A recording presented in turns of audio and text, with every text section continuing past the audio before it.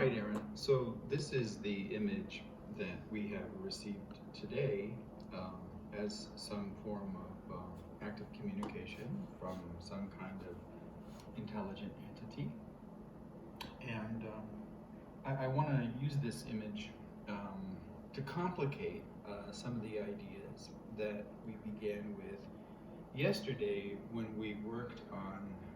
an image and the construction of a particular image as a solution set to a problem, and that solution set existed as a process of drawing that is situated in space, both space and time. And part of the way that we understood that image was as it was produced by a hand drawing the image, and as that hand was recorded by a cell phone recording device that produces a digital image of a period of time, a duration, and of the accompanying sounds that exist within that same space in that same period of time. And then the relationship between the recording of that set of sounds and the images that are recorded within that time frame, can be altered in a variety of ways. One or the other can be slowed down or sped up. Both can be manipulated in terms of duration and filtered in a variety of ways. The sound as well as the visual imagery can be filtered, and we filter that particular duration. Filter called comic, so that it takes on a kind of abstraction and some of the motion elements that are created as artifacts in the recording, are emphasized or underscored, via that filter and the abstract and highly saturated effect of the filter, and so that we can. But we can use multiple filters and work those relationships in multiple ways. But that act was based on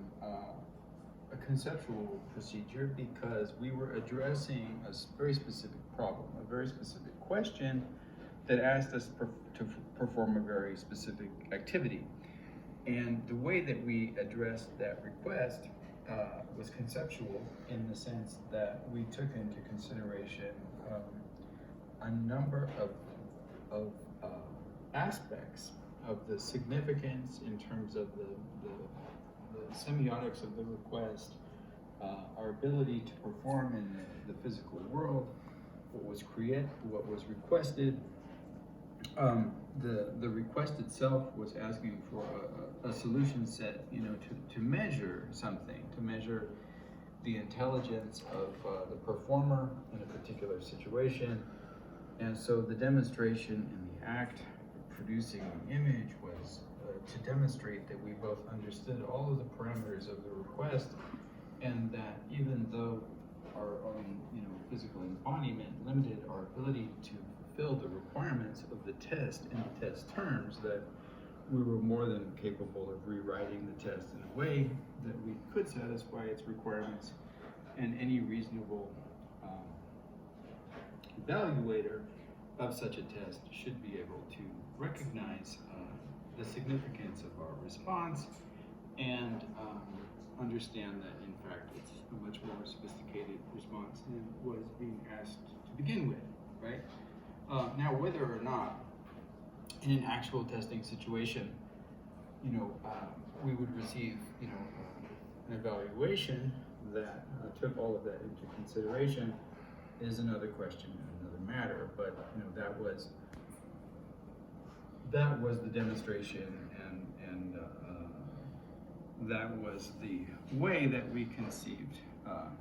the idea of conceptual, right? All right, so today I want to look at an image in two different ways. First, I want to look at this image as non-conceptual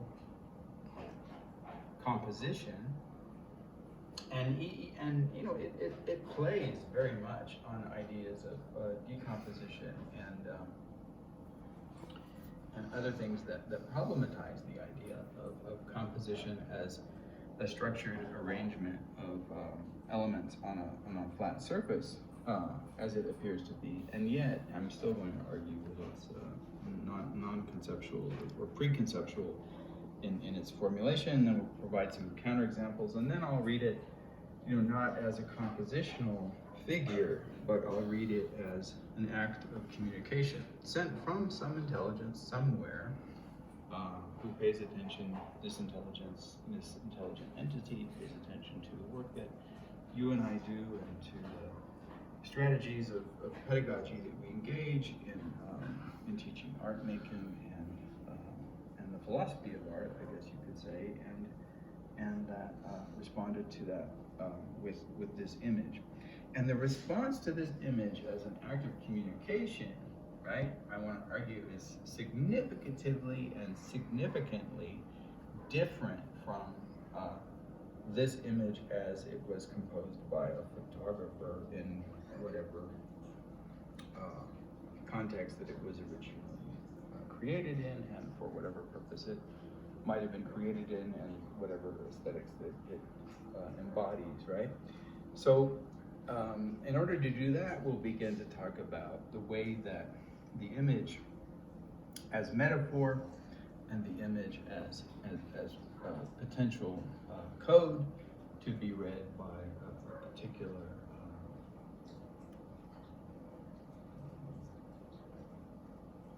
group of individuals with a shared knowledge of a certain language system or code system or means of communication, almost you could say a kind of discursive jargon. We'll read the image in a way that brings it into the realm of conceptual and politics as well, rather than formalist composition. Okay, so first we'll start with formalist composition and talk about the image. So the image as a flat surface, you know, is interesting in a number of ways. So first of all, this image captures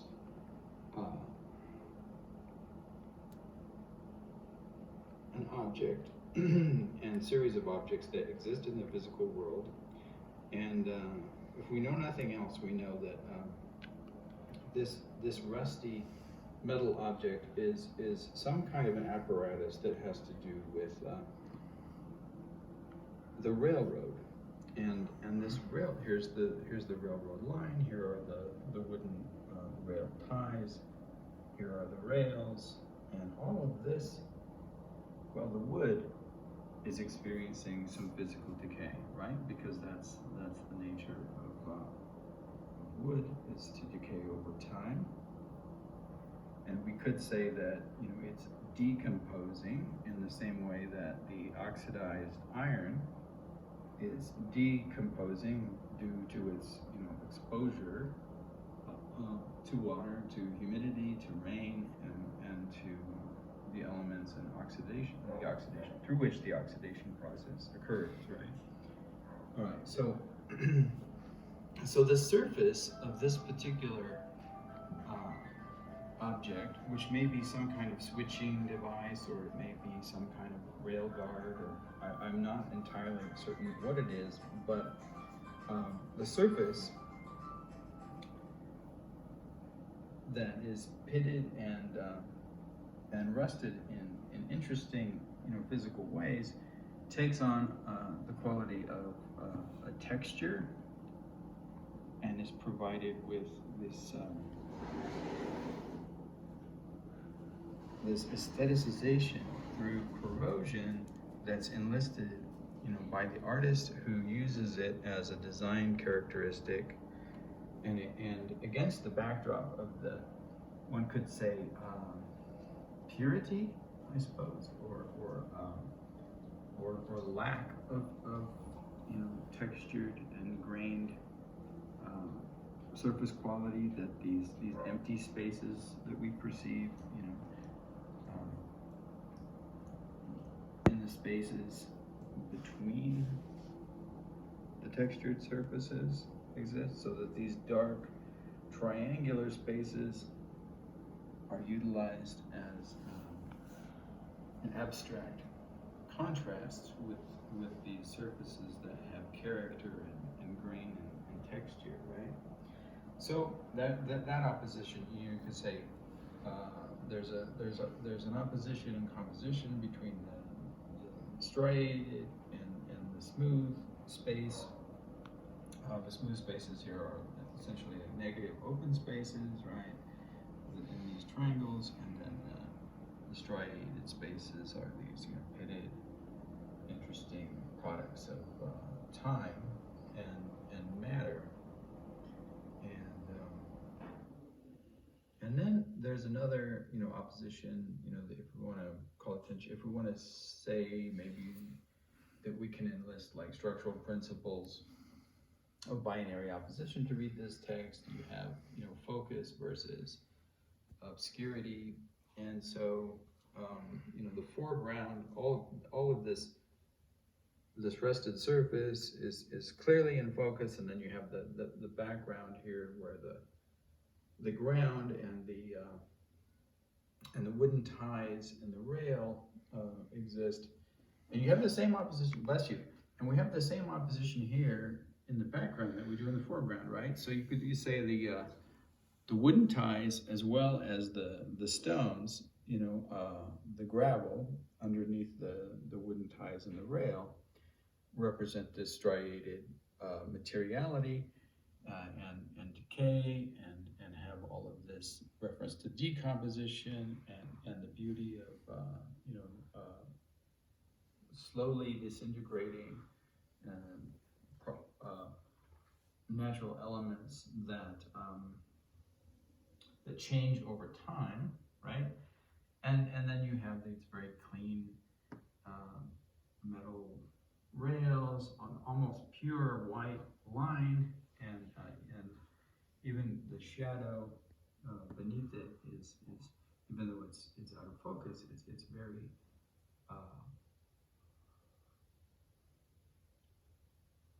very smooth in comparison to the very rough features of the wood and the stone. So you have the same opposition of smooth and striated in the background as you do in the foreground. Then you have a distinction between foreground and background in terms of focus and obscurity, or hard focus and soft focus. And then you have these dynamic angles that are very much part of the compositional strategies of early modernism, whether it's from Soviet film and the emphasis of the diagonal that Eisenstein talks about when he talks about the constructivist cinema. There's an article in which he talks about the organizing principles of cinema montage around the dynamic diagonal, and the reason the dynamic diagonal was so important in Soviet film, you'll recall, is that it was considered to be a symbol of the dialectic, right? So you have like the vertical and the horizontal, and ideally for Eisenstein, the ideal cinematic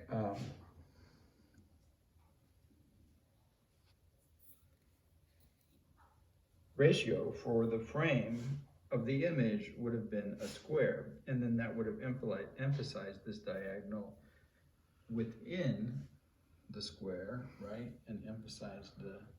dynamic dialectic between the vertical and the horizontal by giving equal weight to the horizontal and the vertical. That image of diagonal in the composition.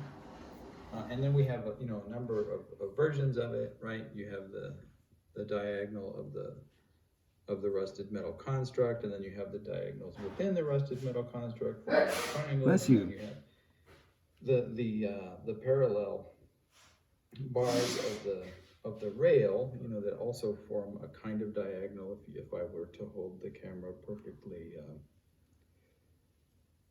in the perfect horizontal line that the image is represented in Bless you. actuality, you would be able to see that's another diagonal, although it's not as dramatic, and the triangle again, formed within that, and then these, repetitions. So you have another element that comes in, which is, this idea of repetition or seriality that also belongs, right, to the sort of heroicization of the mechanical that is part of Cubism and Futurism in both its Italian forms and its Russian constructivist forms, as well as exists in the what I would call the hard edge vein of Cubism, Fernand Léger and others like that. But you have these light repetitions that eventually they emerge in early modernism, and it would eventually become minimalist seriality and other forms of using repetition, in both theatrical spaces and in constructivist two-dimensional visual work and three-dimensional constructions as well. So that seriality exists as part of the apparatus itself and part of the composition. You see these repetitions of these what appear to be rusted bolt tops that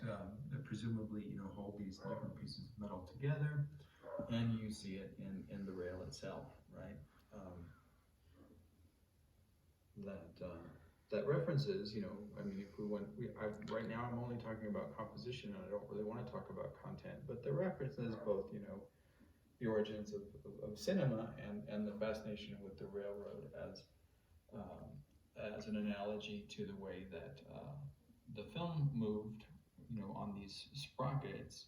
through this rotating wheel, and of course, to the history of human movement in the United States and the construction of cities and territories, around the technologies of transportation, largely, through the development of rail technology. So, a lot going on. Bless you. And then this definite play of these strict compositional organizational rules and the abstraction of them in these smooth spaces, and then the kind of character, Bless you. the mottled beauty of nature. One could say that nature, marks over time. So the beauty of the scar, the beauty of aging, the beauty of decomposition, the beauty of all of these, processes, right, that refer to time. But what make this piece, in my mind, non-conceptual, right, and merely structural, and at least compositionally, and this is the key point, is that the image itself freezes the moment, right? So it captures the grace and elegance of the beauty of this particular moment of decomposition of this surface. So not this moment, but that moment in the image that's being produced surfaces as we're filming it. The relationship of the physical space as triangles, and it frames it in such a way that these material figures, participate in these rules of structural composition, and it enjoys the beauty of it enjoys very much the beauty of the ravages of time, just as Shakespeare's sonnets do, but it in some way internalizes them in this frozen moment of this photograph. Now, presumably, a photograph like this, its ideal home would be in some gallery space, within some sort of additional frame, and resting on a wall, not on the ground, right? Because the image is of the ground, and so we're looking at these ties, and we're looking at this structure from above. But if we want to visualize it in its ideal space, we would visualize it in some kind of space like I'm looking at now, on the wall, not on the ground, right? So we need to change the object's relationship to our viewing space and transform it from something that is used in a particular manner into something that is aestheticized and placed outside of the manner in which it's used,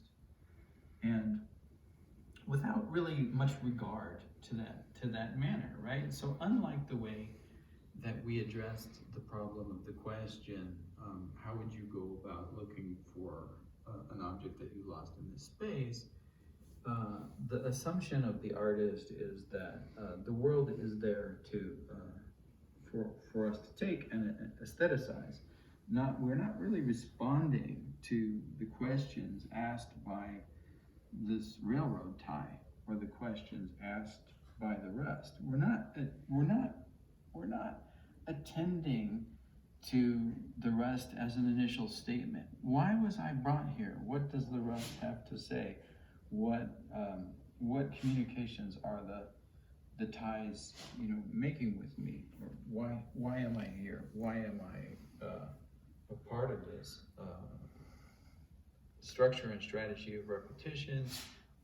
In what way do I belong to background and foreground? In what way am I decomposing? In what way am I a part of this railroad system? So those questions aren't asked. The question is like, how am I going to frame this thing so it looks good on a wall, right? So that's very different from, say a piece that you and I, bless you, that you and I did earlier, Aaron, which involved first, spending a long time, writing out a simple series of letters, and sounding out those letters as a process of learning the letters, right? MB, MD, MB, MD, MB, MD, and simultaneously writing those letters down together, MB, MD, MB, MD, MB, MD, and then, spending as long or nearly as long, erase aspects of that process. So here, the erasure of the process as composition, it took on a very different character and nature, and the reason that this page is conceptual in a way that this image is not, is because the process of learning letters and the constraints that an individual embodied subject have in that process are performed in time and in a number of ways that reference both the difficulty of that learning experience and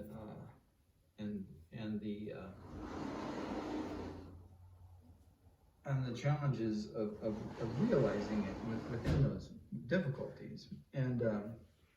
the assumptions of the functional characteristics of recording this process are extraordinarily different and separate from the idea of taking something from the world for the purpose of composition that can be placed on a wall and enjoyed strictly as an aesthetic experience. And that difference is so profoundly distinct that it marks a significant challenge, right, to the way that we conceive of aesthetics. And And I want to explore a way that, this image itself can be seen in the latter category as well, but only if we conceive of it as an act of communication. So what I want to argue about this particular image, then, and try to do so somewhat succinctly, as opposed, to this image Bless you. of decomposition. So let's assume that, both this is an image of decomposition, and this also is an image of decomposition as composition. And what I want to argue about this particular image is that it has much more in common with a performance like Robert Rauschenberg's erasure of a Willem de Kooning drawing than it does with the aesthetics of oxidation and rust and the use of simple shading as a technique and the mere aestheticization of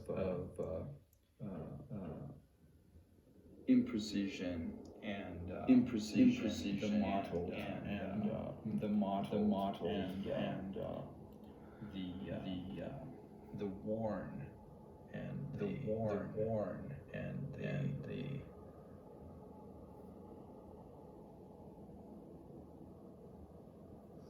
the indeterminate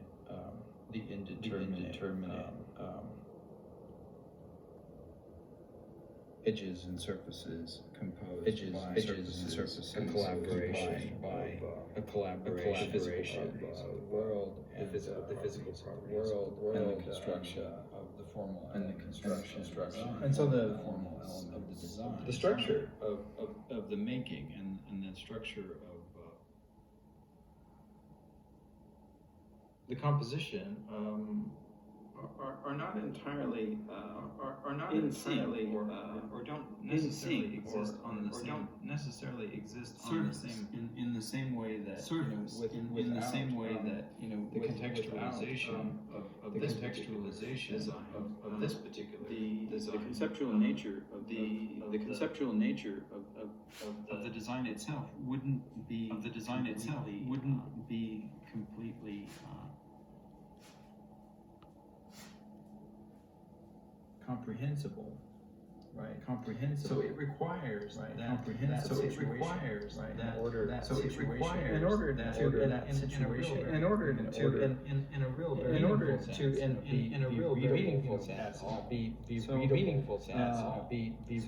So one of the complications that is moving towards is moving conceptual art is necessarily art requires a context requires a communication, and without that it cannot really be. So the idea of art, materiality of the image cannot be itself cannot be conceptual. What defines the conceptual? That is to say find examples of railroad ties and or rusted pieces of metal, and I put them in a series. The fact of the materiality of and the striated forms and the repetition or lack of repetition or variation in the way that I present the forms cannot be what it is that constitutes the work as conceptual. Conceptual has to lie elsewhere, and it lies in the way that the structure of the meaning and the materiality of the image are brought together as an act of communication and as an act of formal meaning making. And and so, you know, that's what we want to look at further when we talk about, you know, what might present itself as a content in this particular image if it were seen as an act of communication from some intelligent entity, you know, who's been paying attention to the way that, you know, we've been presenting these discussions. All right, Aaron, so in the second part of the discussion, we'll begin talking about the way that this image might be seen or utilized as, you know, an example of conceptual art. And you'll recall in the first part of what we discussed today, you know, we noted that even though the photographer of this particular object found this, presumably, you know, didn't create this rusted surface on this this object that exists in the physical reality of our world, but found this object in this surface and brought this found object into the collage, the structural collage that is the basis of this formal composition, that even though, you know, this image wasn't created or crafted by the artist but photographed, you know, we wouldn't call this an example of conceptual art. And the reason is because the function of this found piece of rusted metal is as a formal and constituent element in a design that looks at the world and finds its beauty and you know, occasionally finds its beauty in decomposition, as well as less obvious examples of the fragility of the living world or non-living world, if one is purely interested in those elements that are inorganic in that world. But in any case, whether you know, obvious examples of these perfect creations or beautiful creations such as flowers, and or less obvious examples or more unconventional examples of, say, you know, dappled beauty or decomposing beauty or the aesthetics of the mushroom or rust or you know, other examples of our physical world that are less obviously associated with aesthetic beauty or the sublime, it nevertheless, you know, takes these objects and it places them in relationship to one another,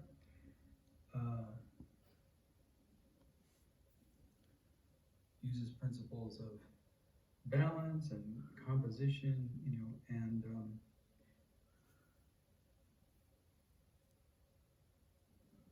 arrangement and repetition and other aspects of design to create, you know, an image of art that's a kind of window on the beauty of the world. And for that reason, it's not conceptual in that sense. Now, what I want to do next is talk about how this very same image, if conceived of in a slightly different or maybe more radically different way, could clearly become at least a metaphor for conceptual art and conceptual art reading and conceptual art making. And I want to do that using the metaphor of the Underground Railroad and suggest that if this image is functioning as some kind of representation of the idea of the Underground Railroad, or metaphor for the Underground Railroad, or symbol of the Underground Railroad, we can talk about it in ways that clearly define conceptual art making. And I'm going to defer that part of the lesson until sometime tomorrow or the day after. So either Tuesday or or tomorrow, Monday. But as a preliminary,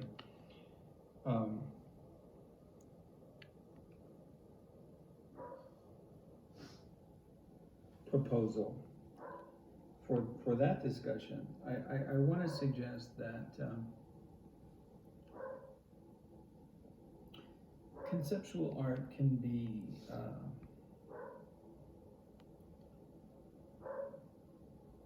and this is overly reductive certainly,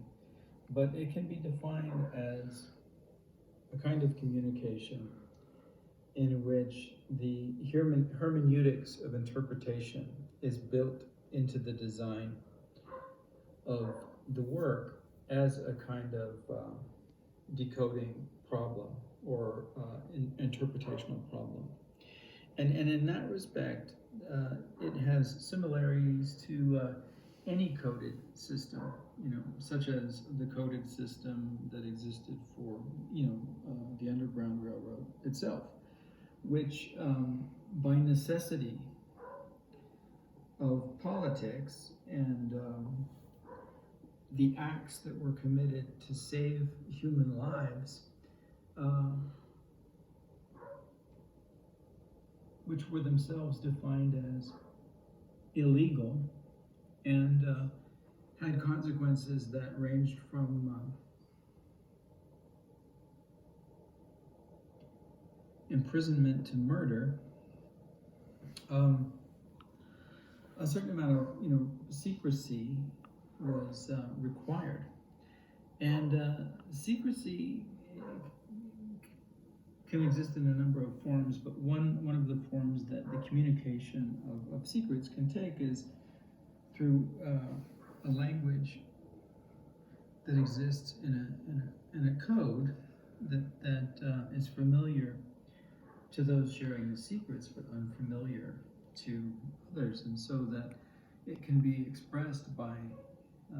means that occupy positions within public space or public discourse, but remain hidden and encrypted, encoded to those who might otherwise choose to use the messages to their own advantage. And conceptual art, in a certain respect, is similar in that it requires a shared code between its communicators,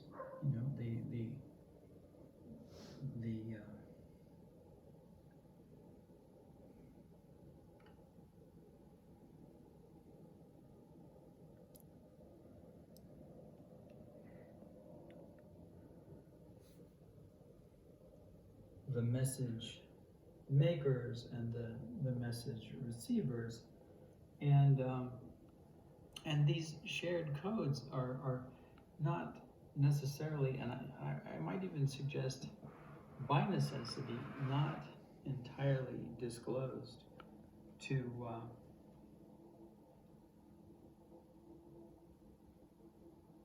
the general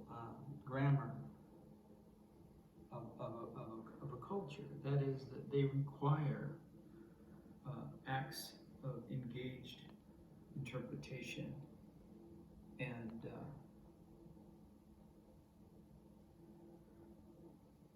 creativity in order to become meaningful in their decipherings. And so with that